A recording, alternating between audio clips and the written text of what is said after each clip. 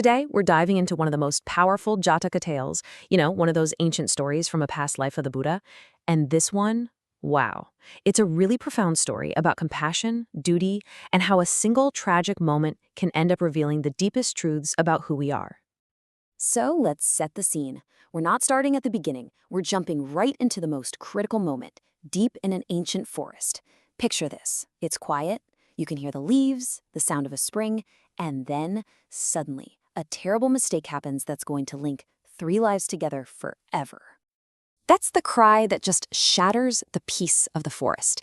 It comes from a young man, an ascetic named Śyāma, who's just been hit by a poisoned arrow. But listen closely to what he says. He doesn't say, "Who shot me?" or "Who shot an ascetic?" He says, "Who shot 3 ascetics?" Right away, you know this isn't just about his own life. It's about something much, much bigger. So who fired this arrow? Well, it was the king of Kashi. He was out on a royal hunt. And in that dim light by the water, he saw a shape. Śyāma was wearing a deerskin cloak, and he mistook him for a deer. It was a tragic accident, for sure, but an accident with absolutely devastating consequences. Now, to really get why this one arrow could possibly threaten 3 whole lives, we gotta rewind a bit. You see, this family's life way out in these secluded mountains, it wasn't some kind of punishment or exile. It was actually the result of a really deep spiritual dream, and, as it turns out, a heavenly vow. Śyāma's parents were this incredibly devout couple, and their biggest dream was to just leave the world behind and dedicate their lives to meditation out in the peace and quiet of the mountains. But there was this one heartbreaking obstacle in their way. Both of them were blind. They had all the spiritual desire in the world, but they just couldn't survive out there in the wilderness all by themselves. And this is where the story gets, well, kinda cosmic. A bodhisattva, that's a being who is on the path to enlightenment but chooses to help others get there first, was watching all this from the heavens.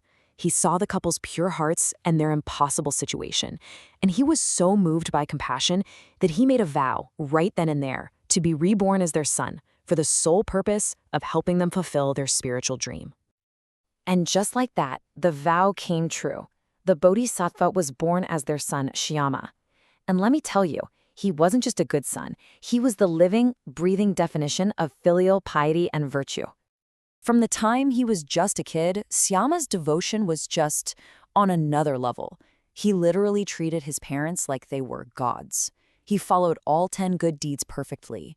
His compassion ran so deep that he would walk gently because he was afraid of hurting the earth itself. I mean, think about that. He was the one who finally convinced his parents they could live their dream, promising he'd take care of everything. And he did. He built their home, he found their food, he tended to them day and night.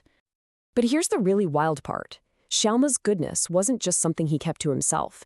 It radiated out from him with so much power that it actually changed the world around him. The fiercest predators in the forest, lions, tigers, bears, they all lost their will to harm each other in his presence. They became peaceful and started eating only grass and fruit. His compassion literally created a paradise. Okay, so now that you know who Śyāma was and what he meant to this little world, let's go back to that awful moment by the spring, because now the king's terrible mistake and his overwhelming remorse feels even more tragic. It all happened so simply, so mundanely. His parents got thirsty, he went to the spring for water, just like he'd done 1,000 times before. But on this one day, the king of Kashi happened to be there too. He saw a shape in a deerskin cloak, bent over the water, and he thought it was his prize. He drew his bow, let the arrow fly, and in that single instant, everything changed forever. And this right here, is where you see Śyāma's incredible heart shine through, even as he's dying. Lying there with a poisoned arrow in him, his first thought isn't about his own pain. His only worry, his only grief, is for his blind parents. With him gone, who would take care of them? This is what he meant by 3 ascetics had been shot. His life and the 2 lives that depended completely on his. The king is just completely shattered by what he's done. His remorse is instant and it's total. He gets the full weight of his mistake, and right there, he makes this incredible vow. He renounces his kingdom, his power, his entire life, and promises to take Śyāma's place, to serve the blind couple for the rest of his life. And hearing that vow gives Śyāma peace. Knowing his parents will be looked after, he can finally let go. But when the king has to deliver this devastating news to his parents, their whole world just falls apart. The text says their grief was like watching a great mountain crumble, which is just the perfect image for losing their son, their protector, their everything. But hold on, this isn't where the story ends, not by a long shot. Right here, in the absolute depths of this tragedy, something miraculous is about to happen, something that will reveal the true, cosmic meaning of this whole story. So, the mother is holding her son's body, and she does this incredible act of love. She licks the poisoned wound, praying that the poison will enter her instead.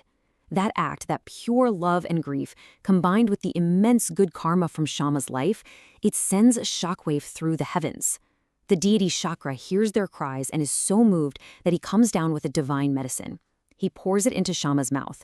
And not only does Śyāma come back to life, but in that exact same instant, his parents' eyes open and their sight is miraculously restored. And now we get to the final, mind-blowing revelation. Years later, the Buddha told this story to his followers and explained who everyone really was. And get this, every single person in the story was a past life of a key figure from his own time. Śyāma, the perfect son, that was the Buddha himself. His blind parents, they were the souls who would be reborn as his own parents, King Shuddhodana and Queen Maya. The remorseful king, that was his closest disciple, Ananda. And the deity who came down to save them all, that was Maitreya, the future Buddha. So what's the big takeaway here? The whole point of the story is that the Buddha's enlightenment wasn't some random magical event. It was the culmination of countless lifetimes spent practicing virtues like compassion, devotion, and selfless service. This life as Śyāma was a crucial building block in that foundation. The story of Śyāma isn't just some ancient tale. It's a powerful lesson for all of us. It teaches that our character, our destiny, is something we build with our actions, especially our acts of kindness and duty. And it really leaves us with a deep question to think about. What are the foundational acts of our own lives? What is our story built on?